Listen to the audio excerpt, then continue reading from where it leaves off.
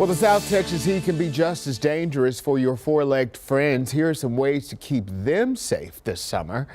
Animal Care Services says if your pet stays outside, make sure that they have fresh water and shelter is always available to them. That is the law. For your pet, symptoms of heat stroke include panting, glazed eyes, vomiting, and drooling.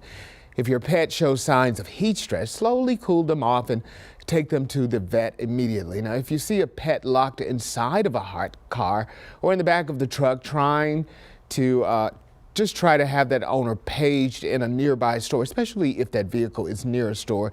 If they do not respond, that's when you call Animal Care Services or the police. They have the right to break a car's window to rescue that pet, and the owner of that car could face animal cruelty charges.